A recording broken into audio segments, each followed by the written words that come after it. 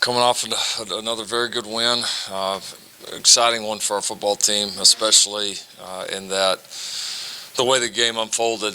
Getting to play so many people. I know we said it the other night after the game, but you come back and watch it, you get a chance to evaluate it. These players all get a chance to get out there and get game action, get game experience, get coached. It does. It makes a big difference. I think it was love how we scheduled that. I think it's a huge advantage for our football team going forward of being able to have some games like that where if you do play well, you have the opportunity to play a bunch of guys. And it's a long season. Some of these guys may not get those kind of reps again. They may. You never know how it's going to unfold. But this, it certainly helps them. It's great for team morale. It's great for evaluations of players as you go forward and as you have injuries or all the ups and downs that happen throughout a season. We'll be able to look back on last Saturday and know how valuable that was. So appreciate the opportunity for all those players. I know they do as well. On to UCLA, certainly going to be our first road test this year, going out and playing those guys. So excited. Number one for this team to get on the road. That's been a hallmark of this team here for the last several years. Is we've enjoyed playing on the road. It's been a challenge that we've really anticipated and looked forward to. We've got a new team this year, new dynamics, and we're going to have to go approach that the same way. I think playing on the road is oftentimes it starts with your mindset, and we've got to start to develop ours. So excited to get out there to California and play those guys. I know they've gotten off to a tough start, but this is the classic deal. You look at the record and you think one thing, you turn on the tape, you see the guys that are running around on that football field, you see how well the defense is playing, you see a bunch of talented players offensively, and we know the kind of coaches that they have. So we're not going to get lulled to sleep that the fact that of what people may or may not say on the outside. We know it's a good football team. We know it's really good coaches, really good players on that side, and we're going to need to be ready to play. And we're going to have to continue to take a lot of steps. There were certainly a lot of positives from the other night, but there's still just a list a mile long of things that we have to get better at and needs to happen here quickly. And so the games, continue to reveal that. So excited about the positives, but certainly focused on this first road challenge and our team needing to continue to take steps. Through two games, Lincoln, how has your secondary played, and what individuals are playing well back there? I would say overall they played well. They can play better. I think we've done a good job in coverage. I would say that's been, probably the highlight of the secondary just through two games, looking at it just kind of from an overall view. We've really covered well. Other than slipping on a vertical route the other night, the last touchdown that they had, we've really, we have not given teams much air to throw the football, and the plays that have made against us have been competitive. And then certainly being involved, in the secondary, was involved in all three of those takeaways the other night with the obviously the two interceptions and then the fumble recovery. And so it's good to see them active as well. We got to continue to tackle well in space. There's been a few plays each game that showed up. And as the competition continues to get better and better, starting with this week, we're gonna have to clean that up and do better there. So, but we're playing a bunch of guys. Guys are getting experience quickly, but again, the communication and the way we've covered, early in with this system has been a big positive. Stick this on, James. Lincoln, you mentioned that you were really happy that you had a chance to play a lot of players. Did one or two or three of those guys stand out enough to you that you'll get some room this week at practice and you'll take a stronger look at them, maybe getting into a rotation or playing down the road? Yeah, they did good. There's a lot of them that did good things, and everybody's going to remember some of the highlight plays. I mean, like the receivers, they all did some good things. They all screwed a bunch of stuff up too, and Jaden Davis made a couple plays, also a couple things he didn't do well too. I mean, and that was pretty much across the board with the young guys. I mean, there was some excitable plays, but one play here and there is great, and we want you to make those, but it's those other ones that maybe the fans and everybody at home don't often see that can cost you ball games, especially against really good competition, that those guys are going to have to clean up. So that the positives they showed, they're not scared of the stage. They're talented and good enough to make really good plays right now. But if those guys want to continue to get on the field more, they're going to have to become more consistent across the board. So, and that's their job, but also our job as coaches to get them to that point. Ryan Amer. Lincoln, with this receiver group, how does the depth compare to some of the others you've had here? And how do you keep all those guys happy, both maybe some older guys who've had a lot of playing time here, maybe not getting a lot of catches right now, and then those freshmen? Well, I think the older guys understand the deal here. You're not going to be the top guy every single game, and I think they know that if you continue to get reps and you continue to earn playing time on the field for us, that the big opportunities are going to come, the big games, the chances to make the catches and the plays you want to make. So I think our older guys have an understanding of that, and the fact I think we've recruited a lot of guys that are not selfish, that want to win first and put the individual stuff second. And so then with the young guys, they're kind of like we just said, they're fighting to get opportunities. They're making some plays, but they've got to clean up so many things to be able to have more opportunities. So the competition's great. I would say compared to other years, we probably have more guys that we would trot out there in any game right now and play with, and therefore more competition. So I think we're in a good healthy spot, but the group needs to improve. Yeah, Lincoln, when you have young guys going on the road for the first time, what are the logistical things that they have to figure out? How difficult is that for guys taking their first road trip? Yeah, we try to make every road trip as similar to a home type schedule as we possibly can. You obviously can't do it all, but we try to make it as normal as we can. But yeah, there's certainly new things. I mean, just simply flying out there, it's amazing how many guys we have that's one of the first plane flights they've taken in their lives, or certainly one of the longest. So yeah, just flying out there, staying in a different hotel. Game day's a little bit different. And then I think more than that, it's just the road atmosphere during the game, handling not having your fans cheering you on every time you make a big play, having the fans erupt when the other team makes a big play. There's just all kinds of different adversity playing on the road. It's a totally different mindset. You want to do the same things, but you got to have a different mindset. And we don't want to take for granted. Our groups have been able to do that the last several years. We've been a good road team. But this group's got to find their own way to get to that point. Is a trip to Los Angeles the same for you guys generally as a trip to Lubbock or a trip to Dallas or wherever, or is it more different? Places to stay than Lubbock? But generally, yes. Yeah, generally. The only thing that's different, I would say, than Lubbock, Dallas, any of those is just the time difference, and we've obviously had to accommodate that, going east and playing like West Virginia and those guys too. So the time difference when you're not going out there for a bowl game, when the time difference really doesn't matter, you got plenty of time in between the game. That is probably the biggest adjustment, one that we'll have to account for. John Hoover. Yeah. And no, I'm not throwing shade at Lubbock. I'm from there. All right. Regardless of the opposition, I think you'd say that Bookie is probably playing at a higher level than he was previously. Can you put into perspective his freshman year and maybe how he's responded in the spring and the off season and kind of fought through some things, and he is playing at a higher level now? Yeah, I would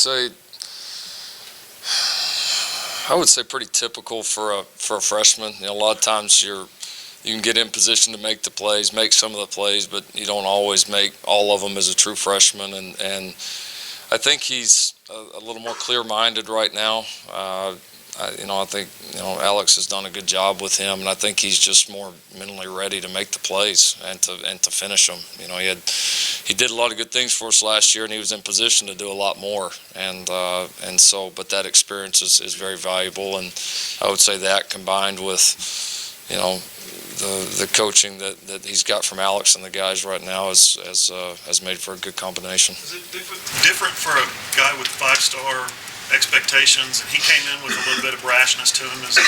He was trying to fulfill those expectations. Is it different for a guy like that? It can be, just because, last year's a great learning experience for him, and again, any guy that's, extremely highly recruited, you can put in this category too of you learn pretty quick that the outside opinions and all the hype and all that doesn't really matter. You just got to go play. And I don't think it was a negative thing with Bookie. Was there some of him last year at times trying to live up to that? Maybe. But I don't think it came from a bad place. I think it came from a competitive place, and I think he's matured some. And he's in a better place mentally. He's I think a respect for how hard you have to work. Not that he didn't work hard before, but how hard you got to work and how much you have to be on top of your game to make plays at this level, and you have to do it consistently. And he's certainly more consistent with it right now. He's still got a lot of things he's got to get better at, but he's taken some positive steps for sure. Jenny Carlson. Lincoln, you've pretty clearly got a quarterback who's going to run, and you've also pretty clearly got a quarterback who's not going to slide. How do you balance the maybe not taking direct contact and still playing his game? What have you talked with him about that? Yeah, there was a few the other night that we went back and said, that a few that we didn't need to take it on. And so, but I got a lot of trust in him. He's played a lot of ball, knows his body. What he can take and can't take. There's some of the necessary ones that he needs to do a little bit better job with. But he's a big, strong kid, and so he can take a little bit more than the guys we've had in the past. Is his strength, not that it's a surprise, but has that been something that has been even maybe above what you thought it might be with him? Hard to say. It's just when you haven't seen somebody live, before. We got to see him a little bit in the bowl game, but when you haven't seen somebody live, you don't totally know. From the way he ran the ball, especially early in his career at Alabama, he was such an effective runner. I figured there was going to be a little bit of an element, and then just seeing him, you assume, but assuming or seeing it on tape and seeing it on game day is two different things for sure. Tyler Palmatier. Lincoln, how frequently have guys, especially the last couple of years, where the depth at receiver seems like it's been more, come to you about getting more touches, or or any position coach for that matter? Not very often. Because our guys have been able to continue to produce. I think if this is year one in the system, and you got some of the players that we do there, you probably have more, but I think the older guys have such a built-up trust, in what we do, and that, on the opportunities coming their way, that I think that takes care of a lot of it. And then again, there's a culture in that room, led by, Lee Morris and Calcaterra and Basquin and CD and A.D. Miller. Those guys, there's just a culture there that, you don't talk about that. You go play your butt off and worry about winning, and if you do that, like the guys before, then the stats and individual things that you want to accomplish, then those things will come. And as a play caller, with that amount of guys, have you ever found yourself saying, maybe, like, not that you would forget about somebody, but say, hey, we haven't been getting to this guy as much? How much do you make an adjustment during the week as far as, like, we've gone away from somebody and now we want to go to him this week? But if there's a weapon that we're not using well, we'll always look at that. But, first and foremost for us, it's going to be about, winning and producing. And so if we got guys that can help us do that we need to do a better job getting it to, then that's an issue. But we don't ever just say, well, we ain't throwing him the ball much, let's just throw it to him for the hell of it. That's not part of the discussion. Bob Brisbilla. Lincoln, when Jalen Redmond was cleared, I think most assumed he'd be an outside guy coming off the edge. What was it about his body type or skill set that led you guys to believe he could move inside?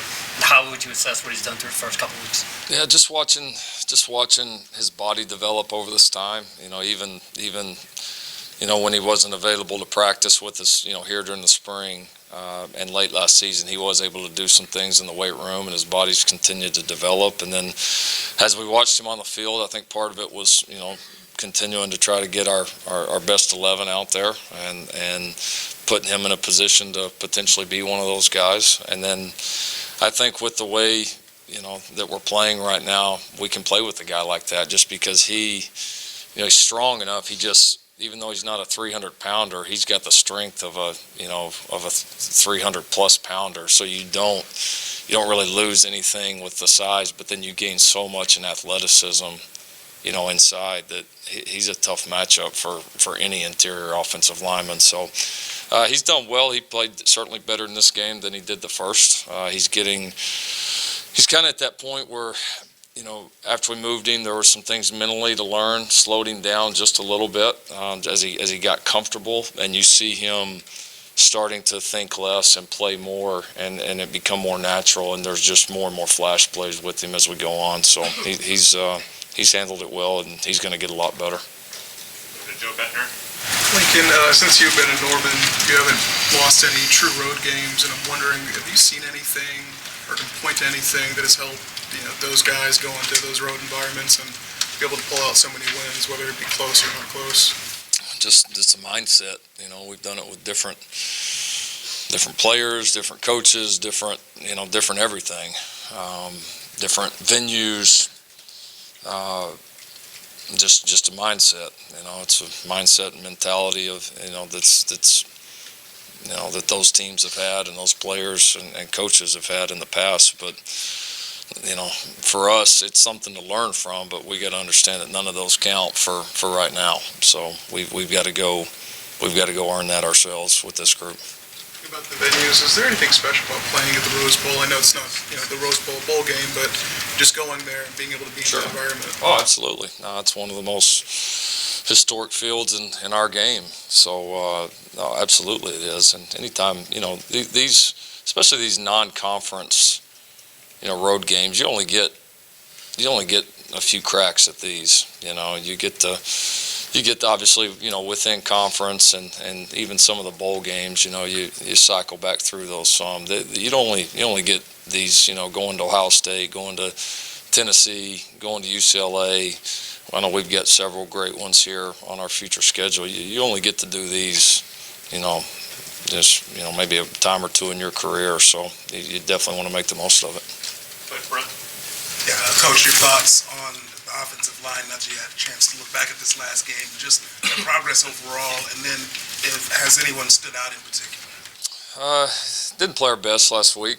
Certainly, marred by the penalties. I mean, that was the most disappointing thing about the day up front. We had just some silly penalties that really set us back, and but I think it shows you the standard, of what we expect there, and not just the standard, but how good we expect this group can be. That we can have 70 points and a bunch of yards and still not be real happy about how we played up front. So we got to get better.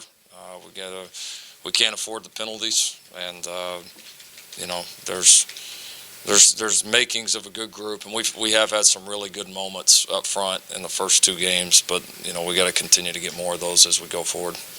Eric Bailey. Lincoln, as Jalen continues to learn the offense, where are you at in terms of his decision making on whether tucking the football or staying in the pocket and throwing the ball? I think he's done really a great job of that. He's been very patient. Very, very few negative plays. I think he's done a great job of that. They've been extremely patient. He's had a few more, honestly, that he could have tucked down that he hasn't, and he's been very efficient from the pocket. So I think he's had a really nice feel of that so far. Yeah, Lincoln. I think it was after the game Saturday, Nick Saban said that if he had his choice, he'd load up the schedule with all, not just FBS opponents, but Power Fives. How would you feel about doing that? Well, there's a lot to it. It's not as simple as that because we don't all play the same amount of conference games. We don't all have the top two teams in the league playing a conference championship. So, I don't know that I totally agree. I get, I said before, I've been at the East Carolinas, where that's such a huge game for your athletic department, your city, your fan base, your players. You get to play at places that without that you wouldn't be able to, and have a chance to beat teams like that. And then even a game like the other night, for us, that if we play well, the reward of being able to play so many players, especially with this 4-game rule, get a chance to look at guys. I still think it creates some intriguing matchups, for both sides of it, the FBS and non and even Power 5 and non that I think are still advantageous. Now, could I get behind, maybe limiting that, and coming out and declaring exactly how many Power 5s and all that? Sure. I mean, I think a lot of people would stand behind that of just trying to even the playing field, especially, in the era of the 14 playoff. And, you get this committee here at the end that's got to evaluate not only different teams, but just a wide array of different schedules, which I know has got to be pretty tough to do. Barry Trammell? Jalen's numbers are crazy. His passing efficiency and things. Like, and 3 incompletions the first week, 4 the second week. How long can that last? You played one overmatched foe, but you also played a pretty good team in week 1. So how long can you keep this up? I don't know. Seems like same question, different year.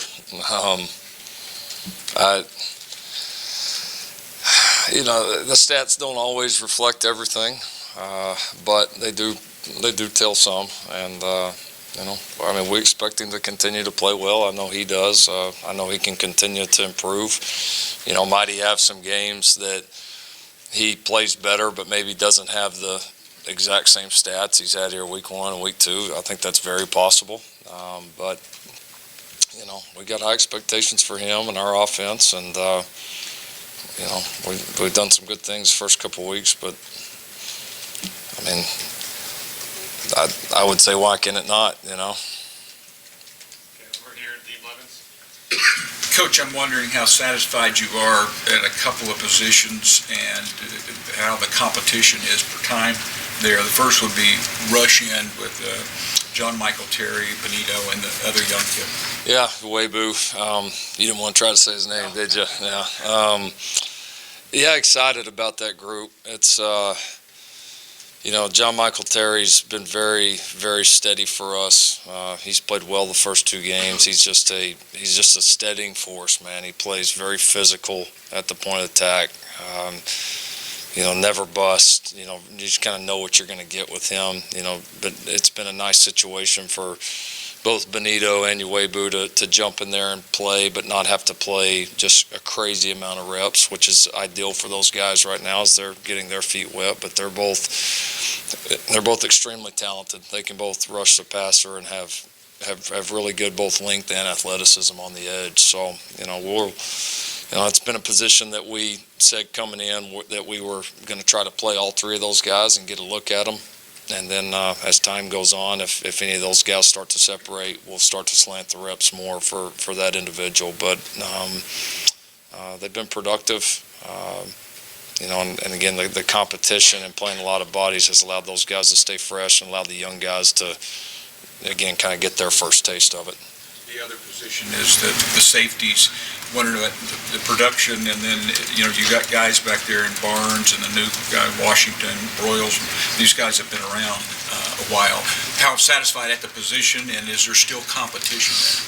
Yeah, there is. I mean, I would say that Pat Fields and Turner Yell, had separated themselves at least going into this season, certainly to be the 2 starters, and I don't think we've seen anything in the first 2 games that would tell us otherwise. They've done a good job. They've communicated well, held up in coverage, a couple open field tackles, and then that Trouble missed the other night. Delarin, and we all call him Trouble, and it's a great name for a safety. And then Pat had a couple penalties in the first game, but Pat played extremely well, really in both games other than the penalties in the first game. And so, they're doing well. They're both young guys. They're gaining experience quickly, and we've got those three guys behind them that you named. Woody, Robert Barnes. Those guys are getting better. Justin Broyles. So we've been able to develop some depth there. We know we're going to continue to need more as it goes on. But I think, kind of like the whole secondary, they've played well. We need them to play better, and we're going to need all five of those guys. But they are playing well. You guys won by 56 points, and right after the game, Jalen Hurts goes straight to the gym. Is there something that you expect out of him every game? He's just going to go to the gym.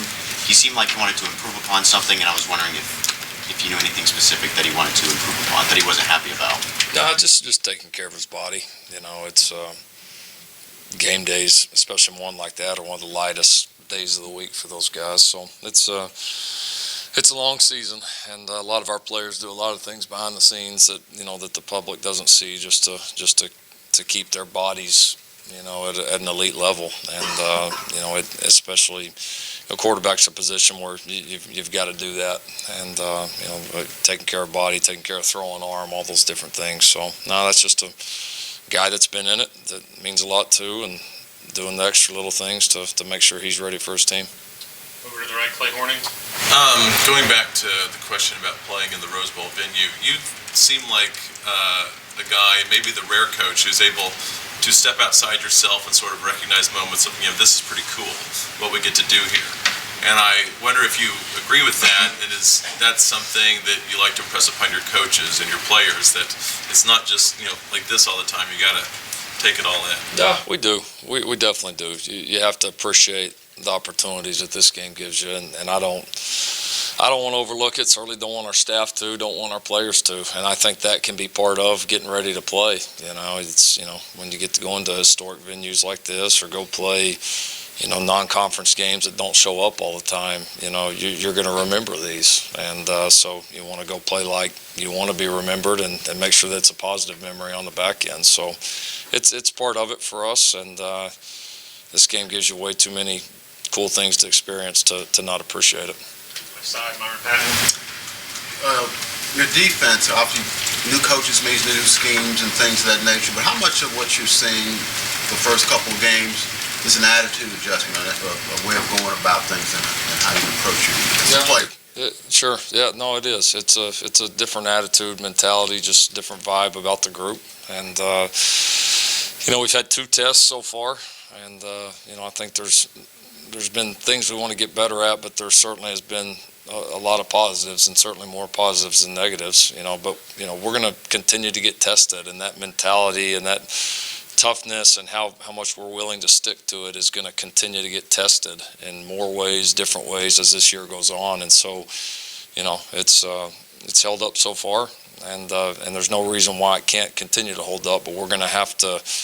We can't just sit there and say, well, all right, it's been better for 2 games, so it's good, and we're all good. Football doesn't work like that. Football is a week-to-week, game-to-game, play-to-play test, and you're only as good as you are truly the next one. And so we've got to keep that mentality and continue to be excited about what we're building there, because we do think it's something really, really special. But we understand that there's a lot of work left there, and we're going to continue to get tested, and we've got to continue to be ready for those tests. Injuries, Kenneth Mann, Hayes, and anybody else? Mann's getting close, really, really close. I'd say, for this week, it's a possibility, but not a certainty. Hayes, not serious, not going to be out for an extended time. Don't know yet on this week with him. Last question, Jenny Carlson. Lincoln, I know you've got a lot of guys in the NFL, but Marquise having the debut he had yesterday, and considering the way that the Ravens were treating him with that recovery, sort of speaks to the seriousness of the injury. Just your thoughts about him. Yeah, that was awesome. To see him I think first 2 catches both go for touchdowns, and I didn't get to see him, but I was meeting with their crew, but I heard a couple of our guys yelling down the hall, so I knew something good had happened. So, that was happy for that kid. Do it right back there in his hometown, too. And, after what he went through at the end of the year with us and how, disappointed he was, we all were for him. yeah, to see him go make those plays was not surprising, but it was, yeah, really, really an awesome moment, you know, and yeah, so cool for him to be able to share it with Ben and Tony and those guys. Obviously, Mark had a big day there too. You know, Kyler had a big day. You know, it's just fun to see a lot of those guys kind of get their first taste of it and do so well. I assume you've seen the catches now? I have, yeah, I saw them on social media. I did, yeah. Look pretty familiar.